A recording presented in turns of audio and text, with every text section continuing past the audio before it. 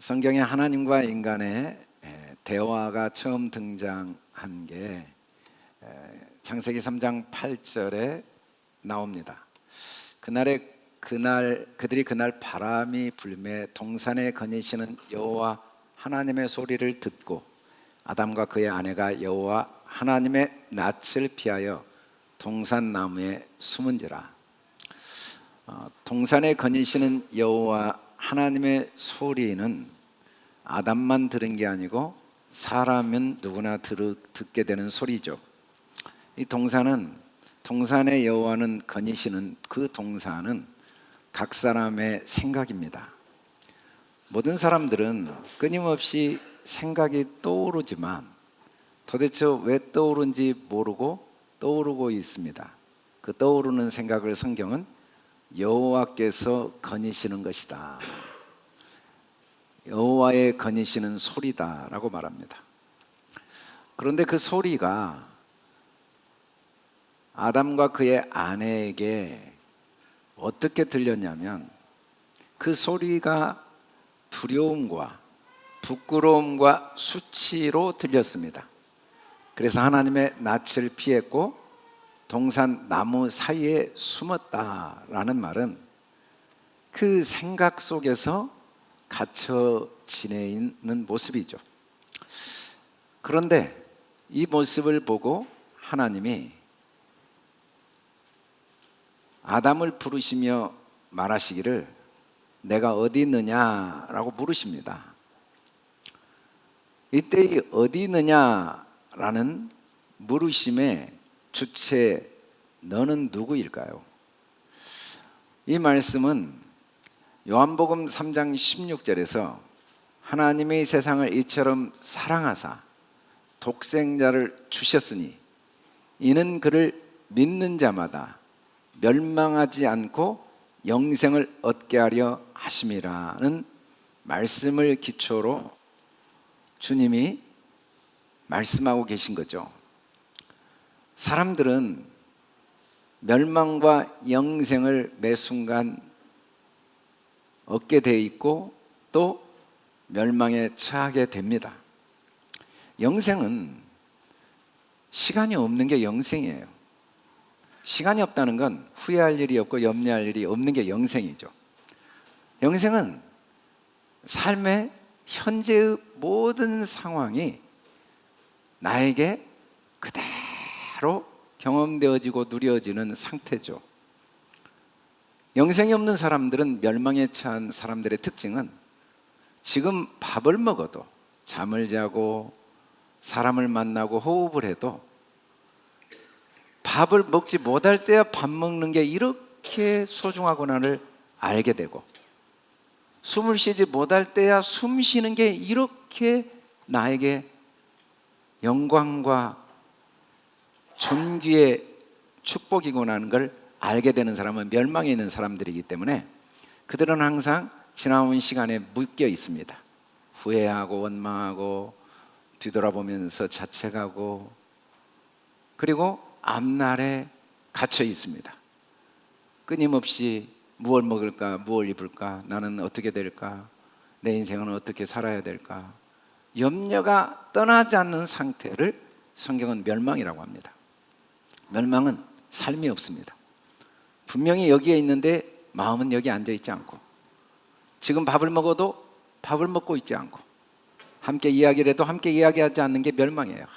항상 생각은 과거와 미래, 알 수 없는 불안과 두려움, 자책과 후회에 빼앗겨 있는 상태를 성경은 멸망이라고 하죠. 그런데 그 멸망과 영생을 결정하는 것은 바로 믿음입니다.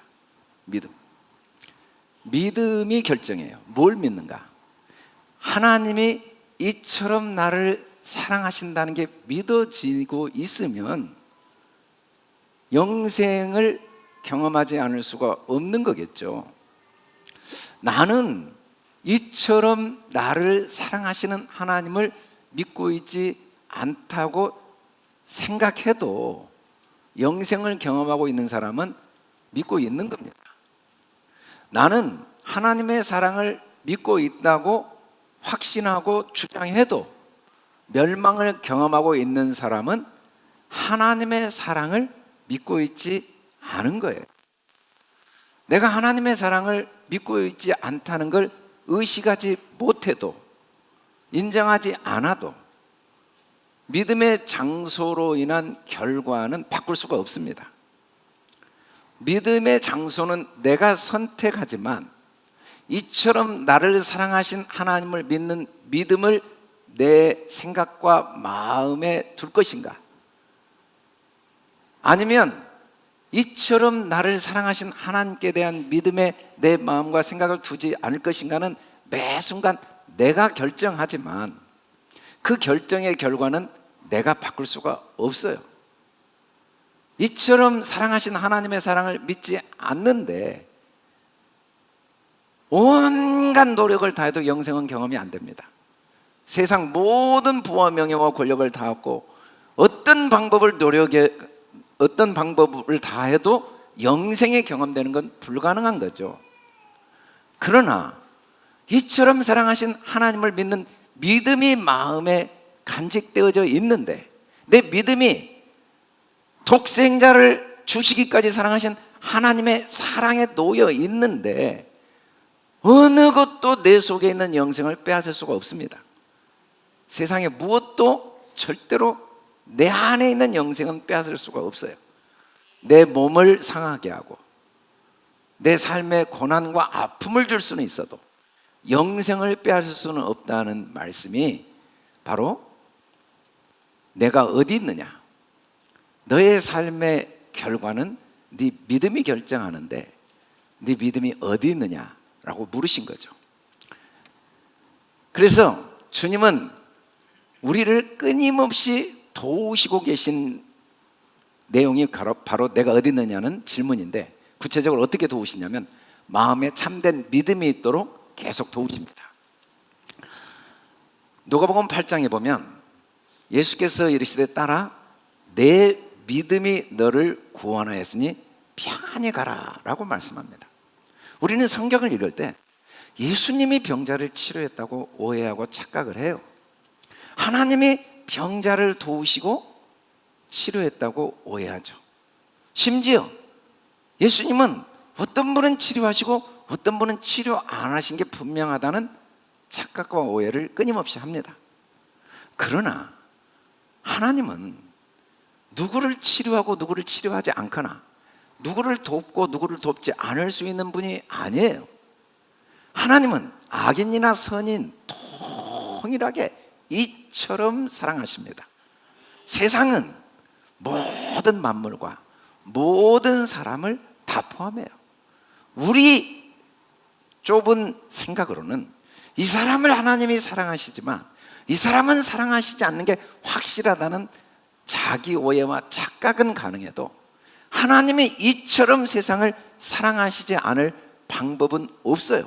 이처럼 치료하시지 않거나 이처럼 도와주시고 부욕케 하시고 강하게 하시고 능하게 하시는 일을 하시지 않을 방법은 없지만, 그렇다고 하나님의 모든 사람을 치료하진 못해요. 왜? 치료는 내 믿음만이 가능하니까. 사람들은 목사님이 기도하니까 병이 치료됐다고 착각할 수는 있어요.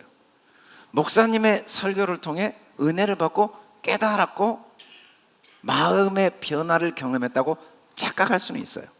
그러나 목사의 설교와 기도가 사람을 치료하거나 은혜를 받게 할 능력은 없습니다. 그건 착각이에요. 자기들 믿음이 은혜를 받게 한 거예요. 자기들 믿음이 병을 치료한 거예요. 기도를 했는데 하나님께서 도구로 사용한 목사를 통해 은혜를 베풀어 주시고 병을 치료하신다는 믿음만이 은혜와 병을 치료하는 능력이 있는 거지, 마음의 영생과 평안을 누리게 하는 능력이 있는 거지 다른 데는 없다는 게 분명한 예수님의 말씀이에요. 그래도 우리는 계속해서 2000년 전에 예수님을 의지합니다. 그분이 나를 치료한다고 오해를 해요. 나 좀 도와주세요. 나는 천만의 말씀. 내 믿음 외에는 치료의 능력이 없어요. 너의 믿음이 병을 낫게 했다. 너의 믿음이 구원을 이루었다. 너의 믿음이 너를 평안하게 했다. 제자들이 예수님과 함께 갈릴리 바다를 가다가 바람과 광풍이 불어서 물이 배에 물살이 덮친 겁니다. 그러자 제자들이 예수님을 깨웠습니다. 주여 주여 우리가 죽겠습니다. 예수님이 잠을 깼습니다. 그리고 바람과 물결을 꾸짖으셨어요. 그러자 잔잔해졌다고 할 때 사람들은 자꾸 예수님이 무슨 바람과 바다를 보고 꾸짖으셨다고 오해하고 착각해요. 예수님이 꾸짖으신 것은 자기 마음에 일어나는 바람과 바다의 물결을 꾸짖으신 겁니다. 바람이 바다에서 불 수는 없고 물결이 바다에서 불 수는 없어요. 내 마음이 문제죠. 제자들이 왜 그렇게 죽음을 경험하고 있었냐면 마음에 바람과 물결이 일어나고 있기 때문이죠. 마음에 물결이 일어나고 바람이 불기 때문에 바다의 바람과 물결을 명할 수가 없는 거예요. 그러나 예수님은 마음의 바람과 바다의 물결을 명할 수 있는 분이었기 때문에, 잠잠하게 하셨던 분이기 때문에 바람과 바다를 잠잠케 하신 거죠. 그리고 예수님이 말씀하십니다. 제자들에게 이르시되 너희 믿음이 어디 있느냐. 하나님께서 아담과 하와에게 내가 어디 있느냐라는 질문과 예수님이 제자들에게 너희 믿음이 어디 있느냐는 질문은 동일한 질문입니다. 우리의 삶에 두려움을 경험합니다. 놀랄 일이 생깁니다. 그 일들은 나의 믿음을 확인시켜주는 하나님의 선물입니다. 나의 믿음이 어디에 있는가를 스스로 볼 수 있도록 보여주는 거울이죠. 삶의 모든 결정은 믿음의 장소가 결정하지 바람과 바다가 결정하지 않습니다. 우리의 믿음이 우리의 경험 속에 있으면 우리는 끊임없이 밀려오는 바람과 물결에 매 순간 흔들리는 삶을 살지 않을 수가 없습니다. 우리의 경험은 이 세상에 실제 존재하는 원리와 사건의 먼지보다 작은 경험에 불과합니다. 우리의 이해력과 우리가 보고 듣는 환경에 믿음을 두면 우리는 바다 위에 떠 있는 작은 배와 같이 흔들리지 않을 수가 없습니다. 우리가 아무리 많은 걸 이해하고 확신한다 할지라도 하나님의 원대한 세계에 비하면 내가 이해하고 있는 건 먼지보다 작습니다. 내가 경험한 경험의 세계는 정말 모래알보다 작은데도 우리는 포기하지 않습니다. 내 경험을, 내 이해력을, 그리고 그 안에 믿음을 놓기를 원치 않습니다. 그리고 솔로몬의 영광을 다 얻어도 흔들리는 물결에 떠내려가는 매 순간의 삶을 붙잡을 방법은 없습니다. 끊임없이 후회와 원망과 염려와 두려움에 휩쓸리는 마음을 붙들기 위해서는 나의 믿음을 말씀에 둬야 됩니다. 말씀은 무엇일까요? 말씀은 예수 그리스도예요. 말씀은 하나님이십니다. 말씀은 영이고 말씀은 하나님의 사랑입니다. 하나님의 마음입니다. 그래서 정말 말씀에 두면 자유롭지 않을 방법이 없고 평안하지 않을 방법이 없습니다. 말씀은 영이고 생명이고 진리이기 때문에 반드시 우리를 자유케 하죠. 우리의 삶에 끊임없이 일어나는 바람과 물결은 예수님이 제자들에게 믿음의 장소를 스스로 확인하도록 일부러 인도하신 또 다른 사랑의 손길입니다. 우리는 내가 원하지 않는 상황들을 하나님의 사랑이라고 믿지 못할 수도 있지만 그렇다고 하나님의 사랑이 아닐 방법은 없는 거죠. 그래서 우리 마음에 참된 믿음이 생겨지면 그 믿음의 증거는 어떻게 나타나냐면 너희는 그 은혜에 의하여 믿음으로 말미암아 구원을 받게 됩니다. 구원. 이것은 너희에게 난 것이 아니요 하나님의 선물이라. 구원을 받게 하는 믿음이 무엇일까요? 에베소 2장 8절은 앞뒤 문맥을 보면 이 말씀이 모호하게 들립니다. 믿음으로 말미암아 구원을 받았다는데 도대체 은혜에 의하여 하나님의 선물이라는 게 뭘까? 사실은 이 말씀은 구원을 받게 하는 믿음의 본질을 우리에게 잘 가르쳐 준 말씀이죠. 우리가 구원을 얻기 위해서 가져야 될 믿음은 하나님의 은혜 아닌 게 없다는 게 믿어지는 겁니다. 하나님의 선물 아닌 게 없다는 게 믿어지는 거예요. 어떻게 그게 은혜입니까? 어떻게 그게 선물입니까? 여러분, 삶에서 맛있는 음식을 대접받고 정말 분위기 좋은 데서 정말 정성을 다한 음식을 대접받는 것도 은혜입니다. 아무 자격 없는 사람에게 조건 없이 모든 풀 서비스를 해주는 것도 은혜지만, 우리가 보기에 냄새나고 역겨운 대소변도 말할 수 없는 은혜입니다. 만일에 소변을 보지 못하면 육신의 생명에 가장 큰 고통을 겪는 걸 경험하게 됐어요. 그게 제가 아내를 돌보면서 깨달은 겁니다. 만일에 대변을 정상적으로 보지 못하면 이보다 고통스러운 게 없습니다. 물론 소변과 대변은 자체를 보면 절대 은혜와 선물로 보이지 않습니다. 우리의 삶의 매 순간 깨끗하고 맛있는 음식도 먹어야 되지만 매 순간 시원하게 대소변이 배출돼야 됩니다. 그게 반복되지 않으면 우리의 삶의 질은 현격하게 떨어집니다. 우리의 삶에 내가 원하지 않는 일도 하나님의 이처럼 사랑하신 은혜가 아닐 방법이 없습니다. 우리는 믿지 않을 수는 있지만, 부모가, 육신의 부모도 자녀를 향하여 어떤 말과 행동도 사랑이 담겨 있지 않을 수 없는데, 하물며 하나님이 행하시는 이 일들이 나를 향한 은혜가 아닐 방법이 없으며, 그게 나를 위해 최고의 선물이 아닐 방법이 없지만 우리는 믿지 못하기 때문에 그 믿음이 없어서 하나님의 구원을 경험하지 못할 수는 있습니다. 예수님께서 사람들이 도대체 왜 그렇게 무엇을 먹을까 무엇을 입을까 염려하며 일생을 살아갈까? 먹을 게 없었을까? 경제적인 어려움 때문일까? 사회적인 빈부 격차 때문일까?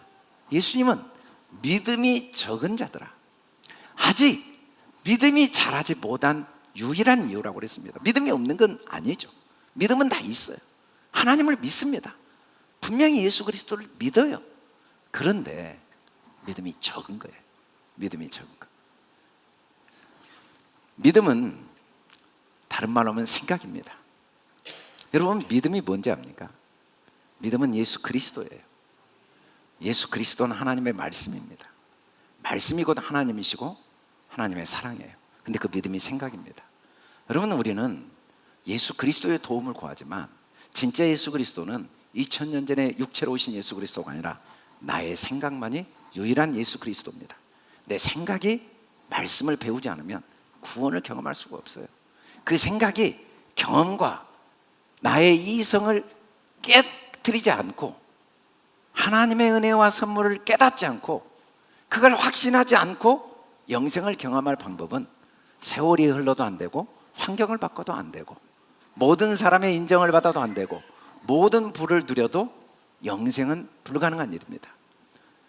우리의 삶에 멸망과 영생을 결정하는 건 오직 믿음입니다.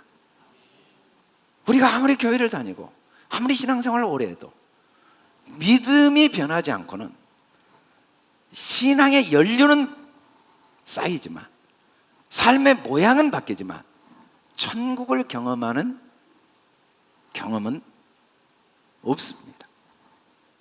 우리는 매 순간 나의 믿음으로 천국과 지옥을 창조하는 능력을 가졌기 때문에 하나님은 우리의 믿음이 참된 믿음이 되도록 도우시는 일에 모든 삶을 도구로 사용하고 계신 겁니다. 그러면 하나님께서 우리가 참된 믿음을 갖도록 도우시면서 우리를 위해 이 삶의 여러 도구들을 사용하시는 궁극적인 목적은 무엇이겠습니까? 참된 믿음은 날마다 자라가는 것이 참된 믿음입니다. 참된 믿음은 수준이 없습니다. 하루도 안 빼고 믿음을 배워가는 게 참된 믿음이지, 누구에 비해서 누구의 믿음이 참된 믿음은 존재하지 않습니다.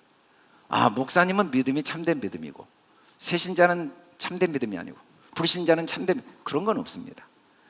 오늘 믿음보다 내일 믿음을 배우지 않으면 우리는 참된 믿음이 아닌 거예요. 하나님은 우리가 참된 믿음을 갖도록 도우신다는 말은 날마다 어제보다 오늘, 오늘보다 내일 더 믿음이 크도록 도우시는 거죠. 대답하여 이르시되 자녀의 떡을 취하여 개들에게 던짐이 마땅하지 아니하냐. 이방 땅 시돈 지역에 갔을 때 그 수로보니게 여인, 가나안 여인이 자기 딸을 고쳐주도록 예수님께 와서 간구하는 소리를 들으신 예수님이 개들에게 던짐이 마땅하지 않다. 자녀면 몰라도 떡을 왜 개한테 주냐? 라는 말은 너는 개다 라는 표현의 또 다른 완곡한 표현 방법이고, 차라리 직접적으로 말한 것보다 더 잔인한 표현이었지만 여인은 뭐라고 대답했냐면, 주여 옳습니다.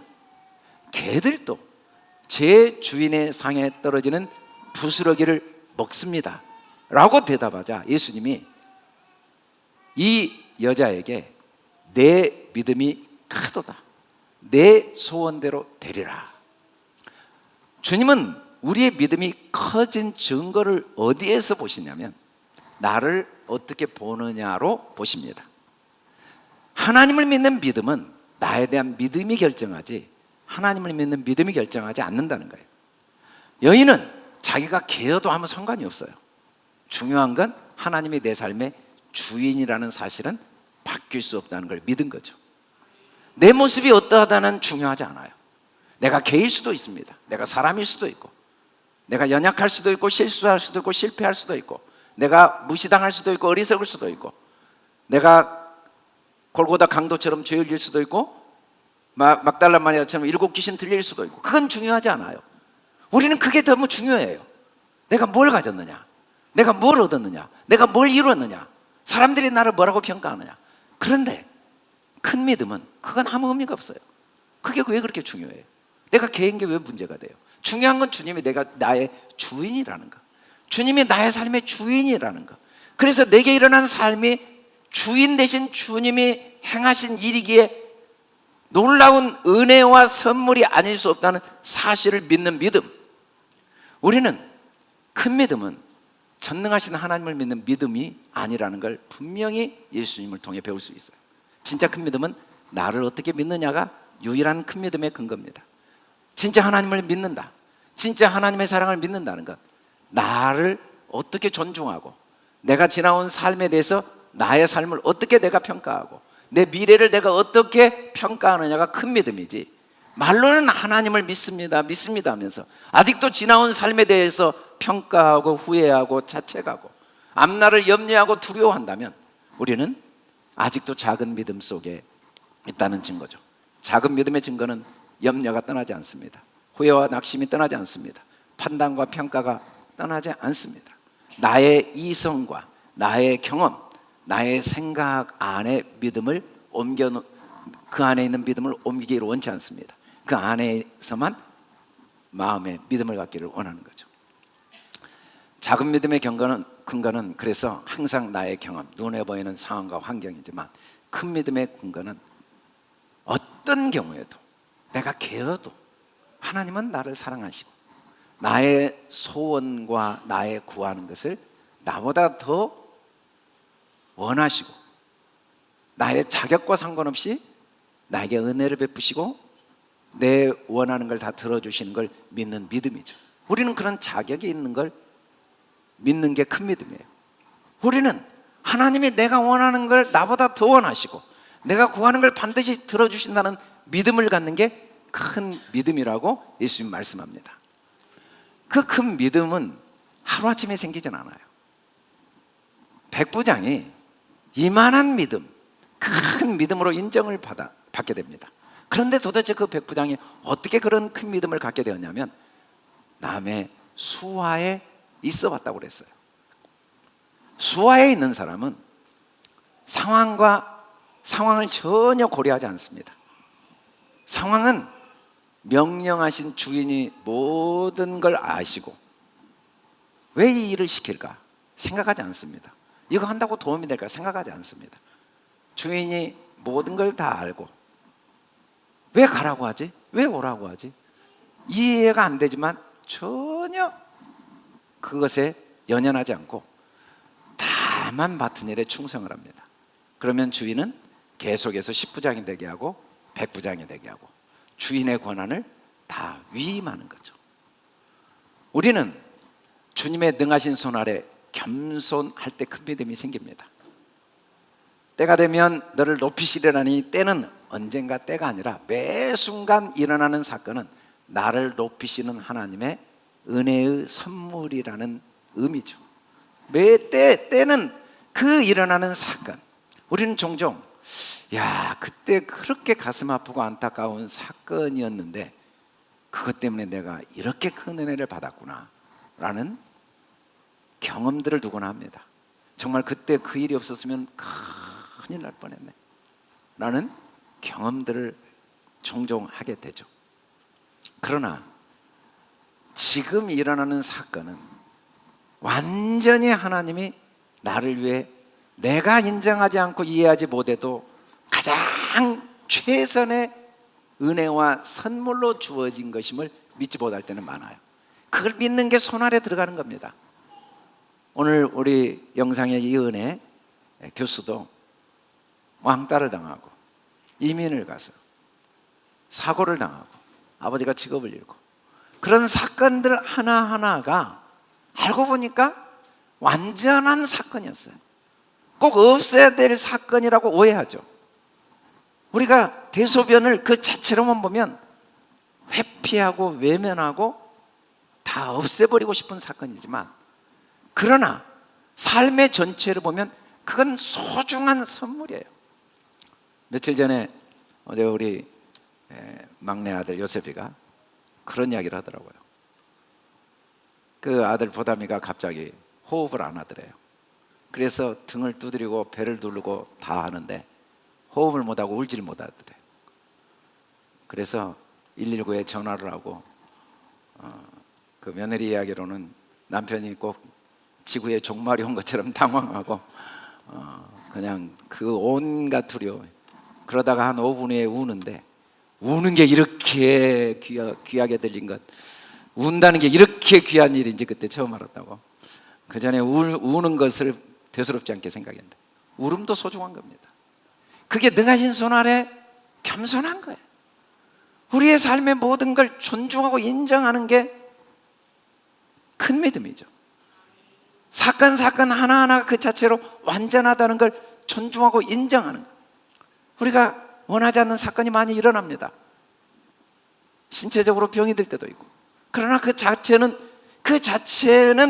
완전하고 하나님의 은혜의 선물이에요. 그 자체가 불완전하고 문제가 있어서 없애주라고 하는 게 아니죠. 우리가 변을 치울 때 그 변이 문제가 있어서 치우는 게 아니라 그건 치우라고 있는 것이어서 치운 거지, 그 자체는 문제가 아니에요. 그건 치우라고 있어서 치운 거지 문제가 있어서 치운 건 아니에요. 우리에게 여러 문제들을 위해 기도합니다. 없어지라고. 그러나 그 문제가 은혜요 선물이고 완전한 것인 걸 바꿀 수는 없는 거죠. 두 번째는 내 종대로 하라 하는 종에 큰 믿음이 생긴다는 거예요. 상황과 환경은 종으로 삼으라고 있는 겁니다. 그걸 보고 두려워하고 염려하고 낙심하고 자책하고 있는 게 아니에요. 사람들은 완벽하게 하나님을 종으로 삼습니다. 절대로 인정하지 않습니다. 절대로 수화에 들어가지 않습니다. 내가 알아서 다 조종합니다. 이거 틀렸어, 이건 문제야, 이건 싫어, 이건 잘못된 거야, 이건 없어져야 될 거야, 이건 좋은 거야.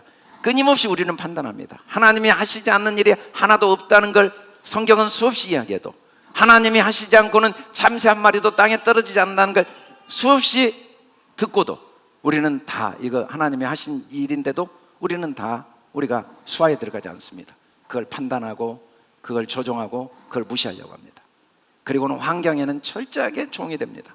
환경의 주인이 돼야 되는데 불안해하고 두려워하고 환경을 주인 삼아서 환경 때문에 끊임없이 움직이지 못하고 마음이 눌려 있고 마음이 갇혀 있습니다. 그러나 우리는 환경은 명령하라고 있는 거예요. 바람과 바다는 명령하라고 있는 거죠. 명령하라고 있는 거예요. 우리의 삶에 일어나는 사건들은 우리가 명령하라고 있는 겁니다. 사람들은 하나님이 말씀으로 천지를 창조하신 거 믿습니다. 예수님이 말씀으로 귀신을 내쫓는 걸 믿습니다. 그런데 내가 하나님의 자녀이기 때문에 내 삶의 모든 결과도 내 명령의 결과라는 걸 믿지 않습니다. 내가 명령한다고 될까? 하나님도 아닌데 내가 명령한다고 일이 될까? 그러나 사람의 명령이 그대로 이루어지지 않을 방법은 절대로 불가능합니다. 우리가 지금까지 살아오면서 경험한 삶의 결과는 내 명령의 결과인 건 바꿀 수 없습니다. 우리가 어떤 명령을 하든지 그 명령은 그대로 현실로 나타납니다. 다만 우리는 우리가 원하지 않는 걸 항상 명령하기 때문에 우리가 원하지 않는 걸 항상 경험할 수는 있습니다. 우리는 원합니다. 경제적인 여유를. 그래도 우리는 명령합니다. 아, 왜 이렇게 돈이 없지? 언제나 돈이 생길까? 아, 돈이 있으면 좋겠다. 우리는 몸이 아픈 것이 낫기를 원합니다. 그런데 우리는 명령합니다. 왜 이렇게 몸이 안 낫지? 우리는 남편이 변화되기를 원합니다. 그러나 우리는 명령합니다. 아, 우리 남편 안 돼. 아, 시간이 많이 걸릴 거야. 우리 남편 내가 너무 잘 알아. 아, 그 생각이 아주 딱 자기 생각이 너무 강해. 그리고는 원하는 건 절대 명령하지 않고 원하지 않는 걸 명령해서 그대로 경험해 놓고는 그걸 내가 만들었다는 인식이 없습니다. 나밖에 만든 적이 없는데. 아, 우리 애는 참 왜 이렇게 말을 안 듣는지 모르겠어. 자기의 믿음과 명령대로 그대로 경험하고 있으면서도 우리는 나의 명령의 산물을 하나님이 하셨다고 그럽니다. 남편이 했다, 아내가 했다, 세상이 정부가 했다, 역사가 했다고 끊임없이 우리는 오해와 착각 속에 살아갈 수는 있지만 하나님의 형상을 가진 우리의 말의 명령의 능력이, 명령은 믿음인데 믿음만이 명령이에요. 우리가 참 믿는 그것이 진짜 명령이거든요. 말을 했다고 명령이 아닙니다. 마음의 믿음이 바로 명령인데 그 명령이 결과로 안 나타날 방법은 절대로 불가능합니다. 죽고 사는 것이 혀의 힘에 유일하게 달려 있습니다. 물론 하나님이 하시죠. 그러나 하나님은 우리 혀를 따라서만 하십니다. 우리 믿음을 따라서만 하십니다. 하나님은 절대로 우리 믿음을 앞서지 않습니다. 우리 혀를 앞서지 않습니다. 그래서 우리는 계속 수화에 들어가는 연습을 해야 됩니다. 명령하고 믿어야 됩니다. 이것도 하나님의 선물이야. 이것도 하나님의 은혜야. 그리고 명령해야 됩니다. 내가 원하는 게 이미 이루어졌다고 인정해야 됩니다. 아직도 이루어져야 된다고 인정하면 안 됩니다. 아직도 뭔가 필요하다고 인정하면 안 됩니다. 우리는 매일매일 연습해야 됩니다. 우리는 너무 뿌리 깊게 원하지 않는 게 말하는 게 뼛속까지 각인되어 있기 때문에 우리는 매일 주야로 연습해도 우리에게 주어진 특권을, 우리에게 주어진 권세를 올바로 사용하지 못하고 죽는 경우가 많습니다. 심지어 일생 동안 자기의 명령의 권세를 올바로 한 번도 사용하지 못하고 원하지 않는 걸 일생 바라다가 죽을 수도 있는 거죠. 그래서 우리의 명령을 바꾸기 위해서 제일 필요한 게 기도입니다. 예수님께서 그 귀신 들린 자를, 어린아이를 명하여 쫓아낼 때 제자들이 묻습니다. 어떻게 이런 일이 일어나냐? 기도 외에 이런 일이 일어나지 않습니다. 귀신은 우리가 원하지 않는 것을 구하는 상태를 성경은 귀신 들렸다고 해요. 근데 우리가 원하는 것을 명하는 믿음을 갖기 위해서는 기도 외에는 없습니다. 기도하지 않고 언젠가는 되겠지. 그런 일은 불가능합니다. 기도에 씨름 없이 아무리 고민하고 아무리 애쓰고 아무리 힘써도 안 됩니다. 기도는 애원이 아닙니다. 원하는 상태가 이미 된 것으로 인식하고 인정하는 몸부림. 그래서 기도는 골방에 들어가 문을 닫아야 됩니다. 이 골방은 문을 닫을 때만 문이 닫힐 때만 골방이 만들어지죠. 근데 문을 닫는다는 건 현재 의식에서 완전히 등을 돌리는 거예요. 내가 지금까지 경험한 의식을 완전히 등을 돌리고 지금 눈에 보이는 상황에서 완전히 등을 돌리는 거예요. 12령이 가나안 땅을 정탐하고 와서 그 철병거를 보고 거인들을 보니까 자기가 메뚜기로 느껴져요. 메뚜기로 믿어지니까 눈에는 거인들이 나타난 거죠. 그러나 갈렙과 여호수아는 완전히 문을 닫아버렸어요. 철병거 거인들 안 봤어요. 문을 닫아버렸어요. 그건 아무 근거가 안 돼요. 하나님의 나라를 위하신다. 골방으로 들어간 거예요. 이 기도의 싸움에 승리하지 않고 매일 시간이 흐른다고 큰 믿음이 자라지 않습니다. 우리는 반드시 시간을 내요. 기도에 씨름을 해야 됩니다. 내 의식들을 잠궈야 됩니다. 등을 돌려야 됩니다. 거머리처럼 달라붙어 있는 불안의 의식, 두려움의 의식, 결핍의 의식, 가난의 의식, 무능력의 의식, 후회의 의식, 비교의식, 절망의식, 염려의식을 다 매일 기도를 통해 아니야, 문을 닫고 골방으로 들어가야 됩니다. 골방으로 들어가서 은밀한 중에 보시는 아버지께 기도해야 됩니다. 여러분, 하나님은 안 보여요. 항상 은혜를 베풀고 계시는데 안 보여요. 우리의 시력에 한계가 있어. 너무 작은 게 안 보이고 너무 먼 게 안 보이듯이 우리의 청력에 한계가 있어. 너무 작은 소리가 안 들리고 너무 큰 소리도 안 들리듯이 너무 은밀하신 주님의 은혜와 선물이기 때문에 그게 은혜로 안 보여요. 그게 선물로 안 보일 수는 있지만 골방으로 들어가면 안 보여도 믿는 거예요. 안 보여도 믿는 거예요. 우리는 믿어야 돼요. 우리는 끊임없이 믿어야 돼요.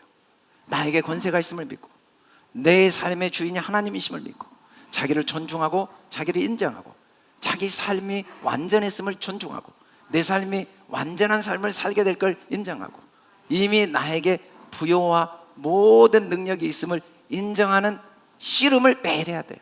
잠시도 우는 사자처럼 결핍의식, 가난의식, 비교의식, 후회의식, 염려의식이 우리를 끊임없이 공격하는 이 대적자들로부터 대적하기 위해서 기도하지 않을 수가 없습니다. 기도. 진짜 기도는 그래서 먼저 그의 나라와 의를 구하는 거예요. 항상 하나님의 나라가 나의 것이다. 나는 천국이 나의 것이다. 나는 부족함이 없다. 나는 못할 게 없다. 그리고 그의 의, 하나님의 선한 뜻이 아닌 게 없다. 그걸 구했다는 건 그렇게 말하고 그렇게 느끼고 그렇게 행동을 해야 돼. 없는 자처럼 항상 계산하고 불안해하고 내 삶이 어떻게 될지 모르는 자처럼 항상 앞날을 염려하고 오늘을 사는 사람들. 오늘 있는 걸 사용하지 못해요. 오늘 있는 걸 누리지 못해요. 앞날 때문에. 지나온 시간 때문에 오늘 주신 은혜를 못 누려요. 항상 후회하고 아쉬워하고 안타까워하고. 너희 중에 누구든지 지혜가 부족하거든 모든 사람에게 후히 주시고 꾸짖지 아니하시는 하나님께 구하라. 지혜는 문제를 해결하는 능력입니다. 우리가 왜 하나님 나라와 의를 못 누리냐면 방법이 안 떠올라요. 나는 부유하다, 나는 여유롭다, 나는 능력 있다 라고 믿고 싶어도 어떻게 부자가 되지? 어떻게 능력 있는 사람이 되지? 나는 못할 게 없다 라고 해도 어떻게 내가 못할 게 없는 사람이 되지? 항상 방법이 떠오릅니다. 돈 벌 방법이 없는데, 능력 있는 사람이 될 방법이 없는데, 내 마음을 자유롭게 할 방법이 없어. 돈이 좀 있어야 자유롭지. 환경을 좀 벗어나야, 일이 내 뜻대로 돼야 자유롭지. 근데 그 일이 뜻대로 될 방법이 없네. 내가 변화될 방법이 없네. 내가 정말 경제적인 여유를 가질 방법이 없네. 항상 우리는 방법을 몰라요. 그 지혜가 부족한 겁니다. 근데 그 방법은 하나님이 다 아세요. 후히 주시고 꾸짖지 않으시는 하나님께 구하라 이 말은 하나님께 다 맡겨버려. 하나님이 방법을 다 알고 계세요. 우리는 그걸 인정하는 믿음의 훈련을 해야지 방법을 고민하면 안 돼. 갈렙과 여호수아가 생각하지 않고 인정했지만 방법은 하나님이 아시고 가나안 땅을 차지하게 하셨죠. 오직 믿음으로 구하고 조금도 의심하지 말라. 우리는 매일 믿음이 더 커지도록 기도해야 돼. 의심과 싸워야 돼. 의심하면 죽게 수가 없습니다. 의심하면.